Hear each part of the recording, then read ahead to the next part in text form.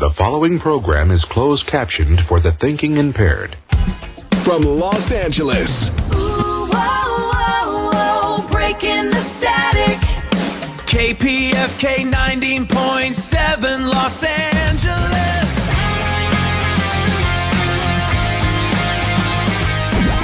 The Cary Harrison Files. The Cary Harrison Files. Almost Dead, a true story. I thought we could open with something really powerful like, I'm gonna be dead in 3.5 weeks.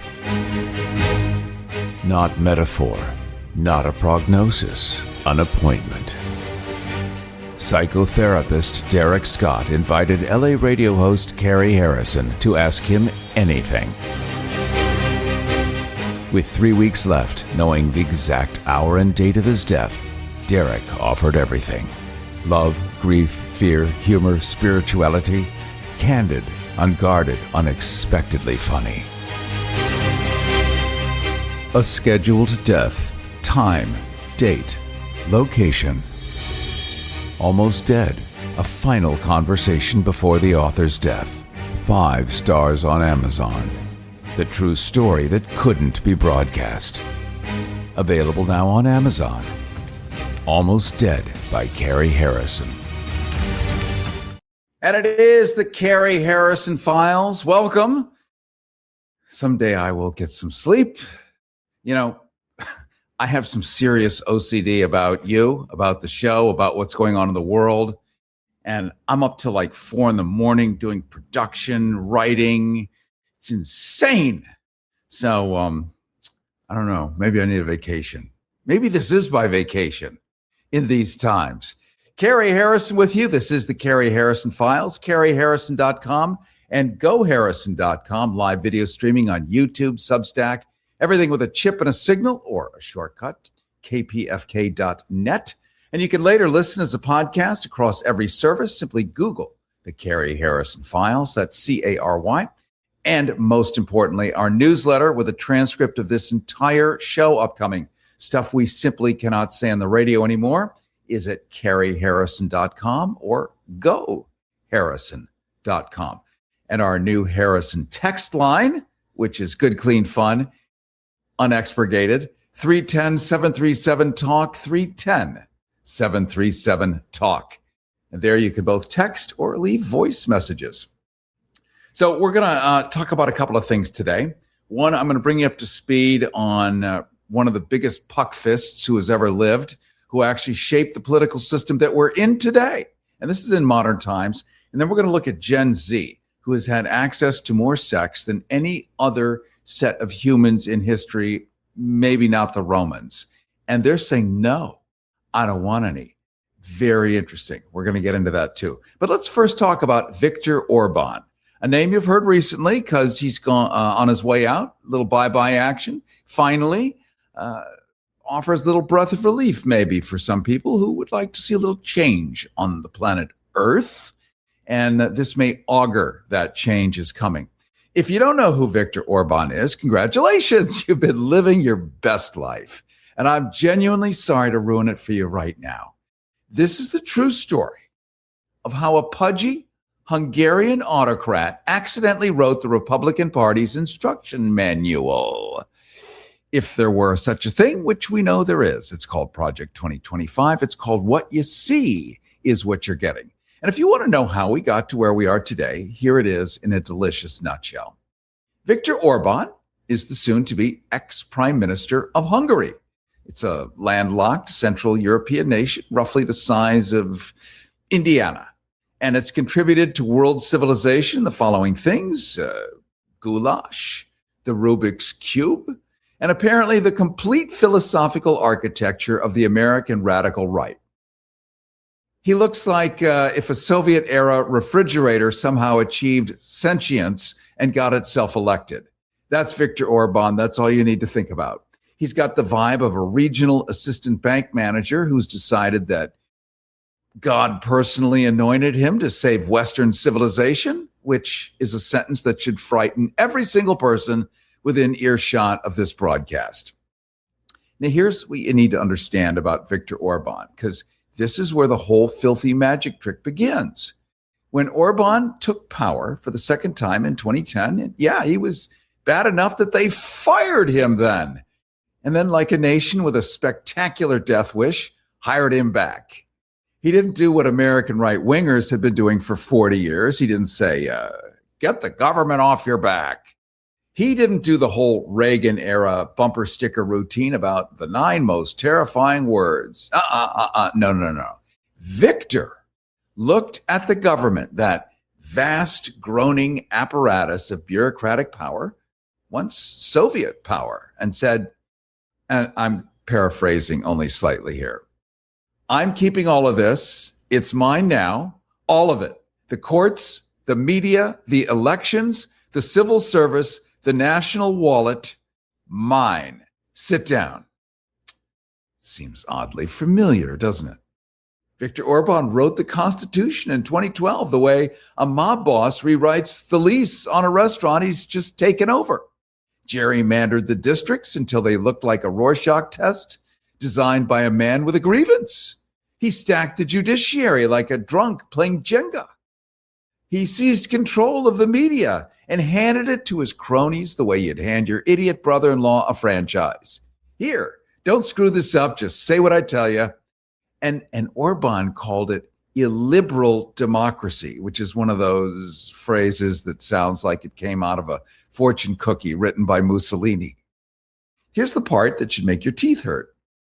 American conservatives looked at this situation, this blatant, glittering, practically gift-wrapped authoritarian kleptocracy, and they said, goals.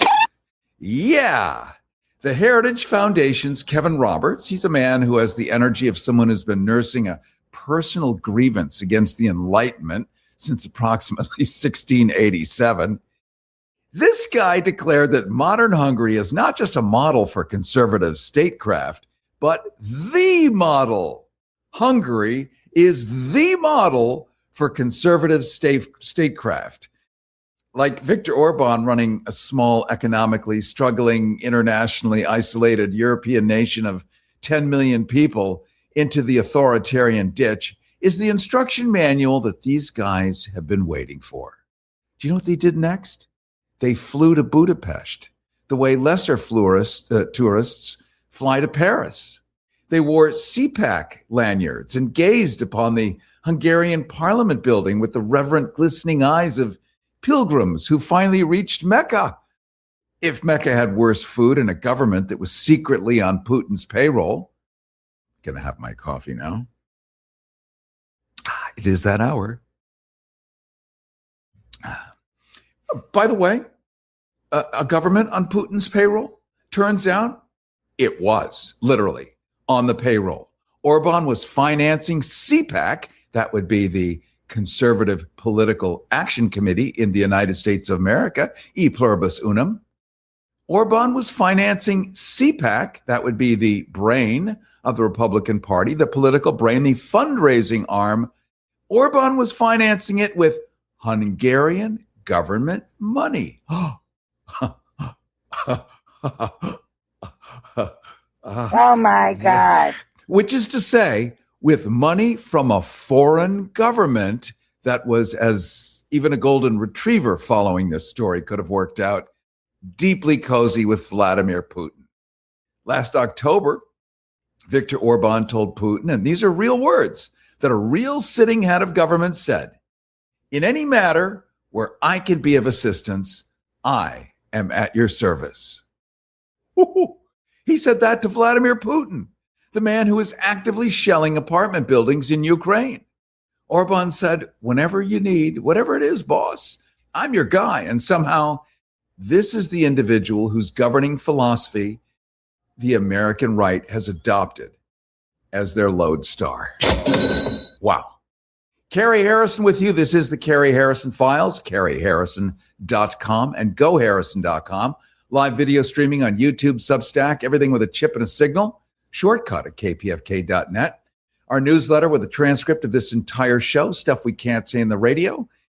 is at CaryHarrison.com or GoHarrison.com. And don't forget our new Harrison text line is at 310-737-TALK, 310-737-TALK. Now, let's pivot to Florida.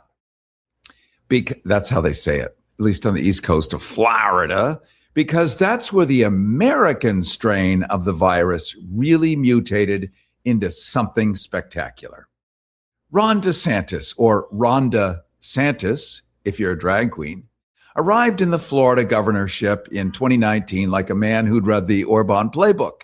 He highlighted every single passage, written, yes, this, in the margins. And then he decided to do a regional production of the same show, but with better weather and more theme parks. DeSantis implemented Orban's model with the kind of diligent, joyless, bureaucratic thoroughness that you'd normally associate with someone reorganizing, let's say, a supply closet. Laws prohibiting the discussion of any LGBTQ issue in schools? Check.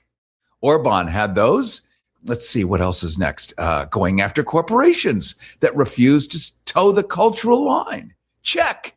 Disney. DeSantis literally tried to strip Disney of its governance structure, which, whatever you think of Disney's corporate soul, it's still a company that's been operating in Florida longer than DeSantis has been successfully combing his hair or wearing high heels and those white boots. And DeSantis went after them like a man with a personal vendetta against cartoon mice. The whole ideological apparatus, the culture war, as a governing strategy, the use of state power, not to shrink government, but to weaponize it. Weaponize it against perceived cultural enemies.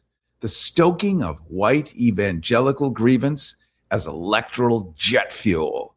All of it traces back to that squat, belligerent Vladimir-adjacent Hungarian in his Budapest palace who figured out before anyone else that you don't need to be popular if you control the references. Oh, yeah, Praise baby. the sweet name of Jesus. Project 2025, the Heritage Foundation fever dream that reads like if a theocracy tried to write an employee handbook. It's Orbanism, not Orwellianism, Orbanism, with an American accent and a King James Bible on top. The premise is simple, and once you see it, you can't unsee it. Democracy is too important to be left to the voters. Okay, another sip of coffee. I think there it is in a nutshell. The people keep making the wrong choices. That's Orban's position, and that's this current government's position, especially from the billionaires. How many weeks have we been talking about the plot of the play here? The people are making the wrong choices. They keep wanting things like, what is it that people want? People want simple things like healthcare, labor rights, the freedom to love who they actually love. Someone has to save the poor, misguided these unfortunate people from themselves, and that someone conveniently is the small group of various, very serious Christian men. And they've been waiting in the Heritage Foundation's conference rooms since roughly the Carter administration. Now let's look at one of our other favorites, Mr. J.D. Vance, the man who went from writing a book about Appalachian poverty to becoming the political instrument of a billionaire class that has done more to create Appalachian poverty than perhaps any other force in American history, which is a level of irony that should require a warning label.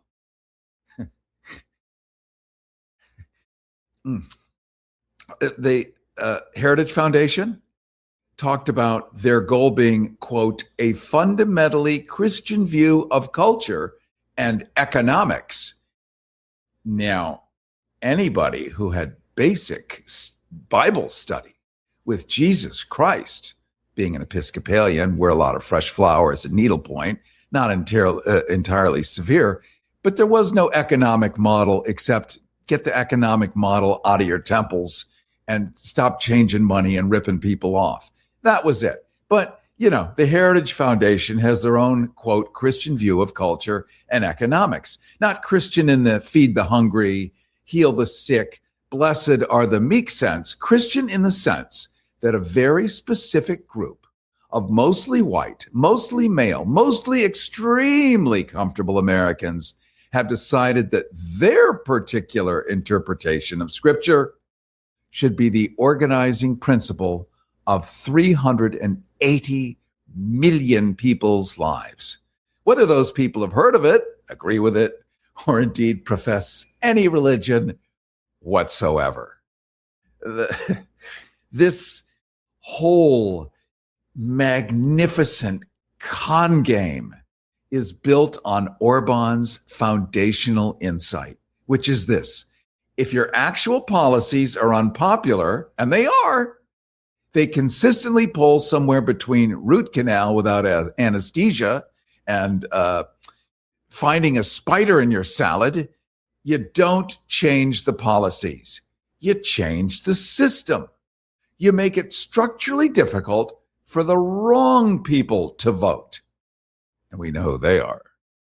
You own the information environment. You wrap every act of elite self-enrichment in the flag and the cross. And you tell the people who are being looted that the real threat is the immigrants. Oh my God. The gay school teachers. Bing, boom. The coastal elites. Bing, boom. The globalists. Bing, boom. Pick your villain from the spinning wheel of resentment and aim the crowd at it before they notice whose hand is in whose pocket. Viktor Orban did this. DeSantis is doing this. Trump, with the instincts of a 300-pound golden retriever who somehow understands television better than anyone alive, turbocharged this into a national movement. And for a while, it worked like gangbusters. But here's the punchline. It's a good one. Hungary just had its elections, and the Hungarian people who've been living under Orban's beautiful model for 15 years looked at the extraordinary personal corruption, the cronyism, the economy going sideways, the isolation from Europe, the cozy relationship with a war criminal in Moscow. And they said collectively and emphatically, no more. Done. Finished. So Peter Magyar, a man whose existence alone gives me some residual faith in the democratic impulse, he won what appears to be, let's call it a blowout. As he was giving his victory speech, Orban's outgoing foreign minister was reportedly shredding documents. Which is exactly the move of a man who is confident that he has nothing to hide. Shredding documents. What else are you going to do on a Tuesday? The Orban story is at its core the oldest story in the authoritarian playbook. It's a man who promises to cleanse the nation of impurity, gets elected on culture war grievance, promptly begins stealing everything that isn't nailed down, blames every problem on foreigners and minorities and political enemies, and eventually the people notice that the promised national renaissance looks a lot like their pockets are being picked while someone waves a cross at them. Ooh, yeah, that story is playing out in Hungary, and it's playing out in Florida, and it's playing out in Washington. And whether it plays out the same way here is at this particular moment in history very much the question for all of us. But somewhere in Budapest, in an office where a functionary is presumably still feeding documents into a shredder, the model is showing its cracks. File that one away. This is the Cary Harrison Files. I'm Cary Harrison. Don't touch that dial, because I know where you live. Thanks to Jeff Bezos. Thanks to Peter Thiel. I actually have no idea where you live. That's the beauty and anonymity of analog radio. We have no idea. No idea. Oh, yeah! And we're going to keep it that way. You are safe here. Cary Harrison with you. This is the Cary Harrison Files, CaryHarrison.com and GoHarrison.com. Live video streaming right now on YouTube, Substack, Instagram, everything with a chip and a signal. Our newsletter with a transcript of this entire show, stuff we can't say in the radio anymore, is at CaryHarrison.com or GoHarrison.com. And our new Harrison text line at 310-737-TALK. 310-737-TALK is where you can both text and leave messages.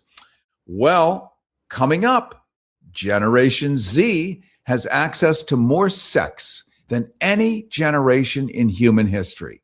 And they're just not having it at all. We're talking about the first cohort handed an all-you-can-eat buffet of desire and responding with the enthusiasm of someone declining a breath mint. Is it liberation? Is it damage? Is it the smartest thing any generation's ever done? Or is it a slow, well-hydrated march toward extinction? I've got my thoughts on it. I suspect you've got your thoughts on it.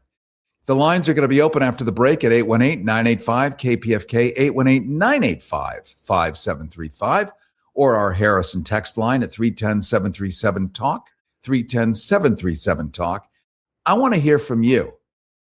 Gen Z, you're probably listening on the stream. Defend yourselves.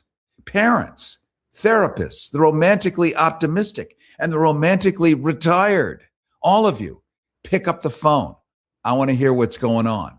This is the Cary Harrison Files. We're right back. Listen, well, it's still legal. The Cary Harrison Files. CaryHarrison.com. Listen, were you forced into getting a solar contract and now you just don't want it anymore? Maybe the solar company misled you. Or is your solar contract buried with hidden fees? Are you not saving the amount of money you thought you would on your energy costs? Don't worry. At the Solar Exit Hotline, we can help you cancel your solar contract, even if the panels are already installed. Our experienced legal team will review your contract and help you cancel it, possibly saving you thousands of dollars. You got to call right now for complete details. So listen, if you're not happy with your solar contract for any reason, we are here to help you cancel it. Call the Solar Exit Hotline now for immediate options to help you exit your solar contract. This call is 100% free. Call 877-406-5860. That's 877-406-5860. Call 877-406-5860. That's 877-406-5860. Call us right now. Almost Dead, a true story. I thought we could open with something really powerful like, I'm going to be dead in 3.5 weeks. Not metaphor, not a prognosis, an appointment. Psychotherapist Derek Scott invited LA radio host Cary Harrison to ask him anything. With 3 weeks left, knowing the exact hour and date of his death, Derek offered everything. Love, grief, fear, humor, spirituality, candid, unguarded, unexpectedly funny. A scheduled death, time, date, location. Almost Dead, a final conversation before the author's death. 5 stars on Amazon. The true story that couldn't be broadcast. Available now on Amazon. Almost Dead by Cary Harrison.